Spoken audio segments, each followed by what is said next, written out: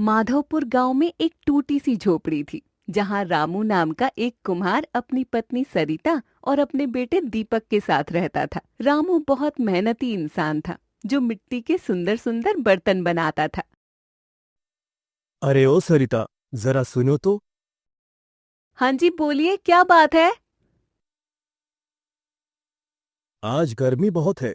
जरा एक गिलास घड़े का ठंडा पानी मिल जाता तो मजा आ जाता। हाँ जी, अभी लेकर आई। वाह, ठंडा ठंडा पानी पीकर मजा आ गया। जी, खाना भी बन चुका है। आप एक काम करिए, पहले खाना खा लीजिए, उसके बाद ये सब काम करना। सरिता, तुम और दीपक खा लो। मैं पहले थोड़ा सा काम निपटा लूं, फिर बाद में खा लूंगा।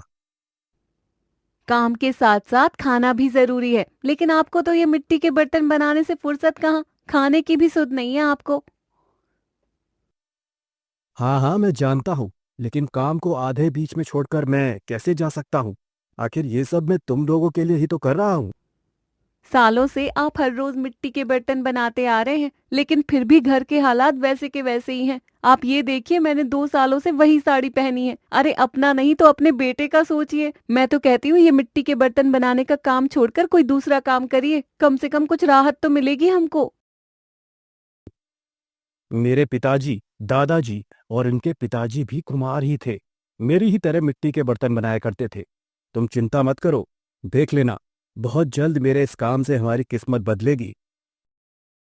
रामू का काम उसकी पत्नी सरिता को इतना पसंद नहीं था, जिसकी वजह थी कि रामू दिन रात मेहनत तो करता था, लेकिन उसे उसकी मेहनत का उतना पैसा नहीं मिलता था जिससे वो अच्छी तरह अपने परिवार का भरण पोषण कर सके। उस दिन जब वो अपने बर्तनों को लेकर गांव से शहर पहुंचा, तब मिट्टी के सुंदर सुंदर बर्तन ले लो, एक से एक बढ़कर एक सुंदर बर्तन। ले लो मिट्टी के सुंदर सुंदर बर्तन। हाँ भाई बोलो, ये कितने के दिए? मात्र 100 रुपए बहन जी। आप इनमें से किसी को भी ले लीजिए, सारे आपको अच्छे दाम पर मिलेंगे। और ये वाला बर्तन कितने का दिया भाई? ये वाला मात्र 80 रुपए का है। अगर आप दो लेते हैं तो मैं आपको इसे मात्र 150 का दे दूंगा। वैसे कुछ भी कहो, बर्तन तो बहुत सुंदर है तुम्हारे, लेकिन बहुत महंगे हैं। इतने महंगे बर्तन से हम क्या करेंगे? जी, अगर आप खरीदेंगे तो मैं थोड़ा कम भी इसे बेच दूंगा। तभी इतने में एक और बर्तन वाला जोर जोर से सबको आवाज लगाने लगा, जो कि स्टील के बर्तन बेच रहा था। आ जाइए, स्टील के दमदार बर्तन ले जाइए। टूटेगा नहीं, फूटेगा नहीं, चलेगा नहीं। पूरे 5 साल की गारंटी। अरे देखो रे, उधर चलो, चमचमाते बर्तन दे रहा है, वो भी सस्ते में। अब लोग स्टील के दिए भी जला लेते हैं, सफाई भी आसान होती है। तू भी चल बहन, कौन मिट्टी में हाथ काले करे अब। धीरे धीरे भीड़ रामू से हटकर स्टील वाले की तरफ बढ़ने लगती है। स्टील वाला चमकते बर्तन ठेले से नीचे उतार उतार कर दिखा रहा था, जिसकी चारों तरफ लोगों की भीड़ लगी हुई थी।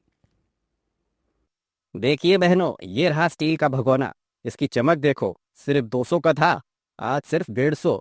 और ये रही थाली, मोटी स्टील, चांदी जैसी चमक, सिर्फ 100 में।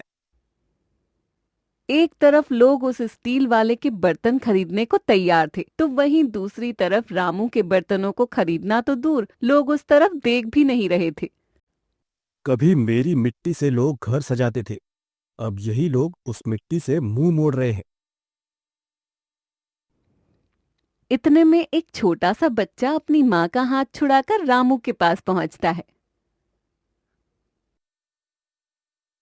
बाबा, ये वाला दिया बहुत प्यारा है। इस पे तो नन्हे कृष्णा जी दिखते हैं।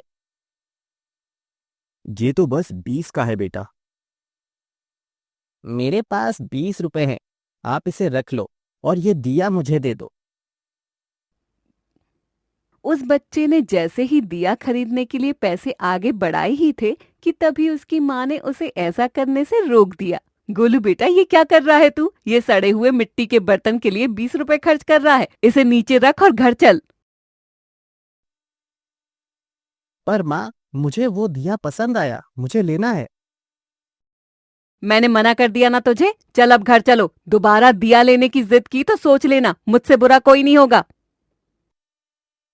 अरे बहन जी, बच्चे को क्यों डांट रही हैं? वो बच्चा है, रहने दीजिए। और तुम ये लो बेटा, ये दिया मेरी तरफ से रख लो। बच्चे का मन रखने के लिए रामू ने उस दिए को उसे दे दिया। रामू पूरा दिन शहर में बर्तन लेकर घूमता रहा, लेकिन लाख कोशिश करने के बावजूद भी उसके एक भी बर्तन नहीं बिके। जिसके बाद रामू थका हारा और हताश होकर घर लौट आया। अरे आ गए आप, बहुत देर कर दी आज। सब ठीक तो है ना? हाँ, सब ठीक ही तो है सरिता। क्या हुआ जी, आज भी कुछ नहीं बिका क्या? कुछ नहीं बिका। मेरी मिट्टी के बर्तन देखते तो सब थे, पर उठाकर रख देते। कहने लगे कि अब मिट्टी के नहीं स्टील के बर्तन चल रहे हैं। ये तो बहुत अन्याय है हमारे साथ। एक बच्चा आया था, उसे मेरा दिया बहुत पसंद आया, लेकिन उसकी माँ ने खींच लिया उसका हाथ। फिर मैं क्या करता? मैंने उस बच्चे का मन रखने के लिए उसे वो मिट्टी का दिया दे दिया। तभी इतने में रामू का बेटा दीपक वहां आ जाता है और अपने पिता से कहता है। पिताजी पिताजी, आप आज शहर गए थे ना? बोलिए, मेरे लिए वहां से क्या लेकर आए हैं? अरे हाँ, तुम्हारे लिए मैं एक खिलौना लेने ही वाला था बेटा। सच? सच पिताजी? कौन सा? बंदूक वाला या हाथी वाला या फिर वो लकड़ी की गाड़ी? मैंने दुकानदार से पूछा था, लेकिन जो खिलौना मुझे तुम्हारे लिए लेना था वो उसके पास खत्म हो गया था। उसने मुझसे कहा कि अगली बार जब मैं शहर आऊं तो वो वही खिलौना रखकर रखेगा जो मुझे तुम्हारे लिए पसंद है। और जब मेरा नया खिलौना आ जाएगा तब मैं अपने सभी दोस्तों को दिखाऊंगा, क्योंकि मेरे सारे दोस्त मुझे चिढ़ाते हैं। उनके पास नए नए खिलौने हैं और हर त्योहार के उनके पिताजी उनके लिए नए नए कपड़े खरीदते हैं। हाँ बेटा, अगली बार पक्का लाऊंगा। और इस बार उससे कह दूंगा कि सबसे सुंदर खिलौने मेरे बेटे दीपक के लिए चाहिए। और हाँ, एक बात और, इस जन्माष्टमी में मैं तुम्हें नए कपड़े भी लाकर दूंगा। तो फिर अभी मैं अपने दोस्तों के साथ खेलने जाऊं? हाँ बेटा, जाओ। और ध्यान से खेलना, कहीं चोट न लग जाए। अगले ही पल रामू का बेटा दीपक वहां से चला गया। तो वहीं उसके जाने के बाद रामू और सरिता गहरी सोच में पड़ गए। हमारा हर त्योहार रूखा सूखा ही जाता है, तो ऐसे में इस जन्माष्टमी कौन सा चमत्कार हो जाएगा जो आप दीपक के लिए शहर से खिलौने और नए कपड़े लेकर आएंगे? अरे, आप अपने बच्चों के चेहरे पर खुशी देखना चाहते हैं। मैंने भले ही वो बात उसके मन के दिलासे के लिए कही है, लेकिन देखा ना तुमने, आज हमारा दीपक कितना खुश था। कुछ दिनों में जन्माष्टमी का त्योहार है और आप कब तक अपने बेटे को ऐसे ही दिलासा देते रहेंगे जी? अब आगे हमारे कृष्ण कन्हैया की मर्जी। रामू और सरिता की बातें बाहर दरवाजे के पास खड़ा दीपक ध्यान लगाकर सुन रहा था, जिसके बाद वो समझ गया था कि उसके पिता उसके मन की तसल्ली के लिए उससे सब कुछ बोल रहे थे। मेरे माता पिता को मेरी बहुत चिंता है और मुझे खिलौने और कपड़े दिलाने के लिए वो कितनी मेहनत कर रहे हैं। लेकिन अब मुझे अपने माता पिता के लिए कुछ करना होगा। रविवार का दिन था। दीपक अपने दोस्तों के साथ नदी में नहाने के लिए निकला कि तभी उसे रास्ते में फूलों के बड़े बड़े खेत दिखाई दिए, जिन्हें देखकर दीपक को एक आइडिया आया। अगर मैं इन फूलों को तोड़कर इन्हें बेचने लगूं तो मेरे पास थोड़े से पैसे आ जाएंगे, जिन्हें मैं अपने पिताजी को दे दूंगा। इसके बाद दीपक फूलों को तोड़ने के लिए खेत में गया। उसने कुछ फूल तोड़े ही थे कि तभी एक छोटे लड़के ने आकर उसे ऐसा करने से रोका। कौन हो तुम? यहाँ फूल क्यों तोड़ रहे हो? क्यों ना तोड़ो फूल? क्या ये खेत तुम्हारा है? हाँ, ये सारे खेत मेरे हैं। अगर ये खेत तुम्हारे हैं तो माफ करना, मैं यहाँ से वापस चला जाता हूँ। मैं तुम्हें ये फूल तोड़ने दूंगा, लेकिन मेरी एक शर्त है। कैसी शर्त? तुम्हें इसके बदले मुझे कान्हा जी की एक मूर्ति बनाकर देनी होगी, वो भी देसी मिट्टी की। हाँ ठीक है, मेरे पिताजी कुम्हार हैं, मैं उनसे कह दूंगा, वो तुम्हारे लिए कान्हा जी की मूर्ति बना देंगे। नहीं, मूर्ति तुम अपने हाथों से बनाओगे, तो ही मैं तुम्हें ये फूल तोड़ने दूंगा। पर मुझे तो मिट्टी की कोई भी चीज बनानी नहीं आती। तब तो चले जाओ यहाँ से, मैं तुम्हें ये फूल नहीं तोड़ने दे सकता। नहीं, ऐसा मत करो, मैं कोशिश करूंगा, पर मुझे ये फूल तोड़ने से मत रोको। ठीक है, तुम ये फूल तोड़ सकते हो। उसके बाद जब दीपक टोकरी में खूब सारे फूल तोड़कर ले गया, घर जाकर उसने उन फूलों से सुंदर सुंदर माला बना दी। जब दीपक के माता पिता ने उन सुंदर सुंदर मालाओं को देखा तो वो बहुत खुश हुए। अरे वाह दीपक बेटा, तुम ये फूल कहाँ से लेकर आए और ये सुंदर सुंदर मालाएं तुमने कैसे बनाई? ये फूल तो मैंने नदी के पास वाले खेतों से तोड़ कर लाया हूँ, और ये सुंदर माला बनाने का हुनर तो मैंने आप ही से सीखा है माँ। देख रही हो सरिता, हमारा बेटा कितना होशियार हो गया है। और खूब मेहनती भी, बिल्कुल आप पर गया है। हाँ, वो तो है। पिताजी, अगली बार आप जब शहर जाएंगे तो मेरी इन मालाओं को भी लेकर जाना, लेकिन उससे पहले आपको मुझे मिट्टी से मूर्ति बनाना सिखाना होगा। पर वो क्यों बेटा, तुम्हें क्यों सीखना है ये काम? आप तो जानते हैं ना पिताजी, मुझे कान्हा जी का कितना प्यार है। इसीलिए इस बार मैं कान्हा जी की मूर्ति बनाकर अपने एक खास दोस्त को भेंट करना चाहता हूँ। दीपक की इस बात को उसके पिता ने मान लिया और फिर अगले दिन रामू ने अपने बेटे को मिट्टी से मूर्ति बनाना सिखाया। फिर देखते ही देखते कुछ ही घंटों में रामू ने मिट्टी से सुंदर कान्हा जी की मूर्ति तैयार कर दी, जिसे लेकर वो नदी की तरफ चला गया, जहाँ उसे कान्हा नाम का लड़का मिला। ये देखो, मैं तुम्हारे लिए मूर्ति बनाकर लाया हूँ। अरे वाह, ये तो बहुत सुंदर मूर्ति है। सच में इसमें हमारे कान्हा जी कितने सुंदर लग रहे हैं। वैसे तुम्हारा नाम भी तो कान्हा है ना? हाँ, मेरी दादी ने रखा है। अच्छा है ना? हाँ, बहुत अच्छा है। कुछ दिन बाद पूरे गांव में जन्माष्टमी की धूम थी। उस दिन रामू कुम्हार फिर एक बार मिट्टी के बर्तन और साथ में दीपक के बनाए हुए फूलों की माला लेकर शहर की तरफ निकल गया। शहर पहुंचकर उसने देखा कि सभी लोग उसकी मालाओं को बड़े गौर से देख रहे थे और फिर देखते ही देखते बहुत सारे लोगों ने उसे घेर लिया। अरे वाह, कितनी सुंदर फूलों की माला है, कितने की है भैया? जी, बस 50 की है। ठीक है, मुझे 10 माला दे दीजिए।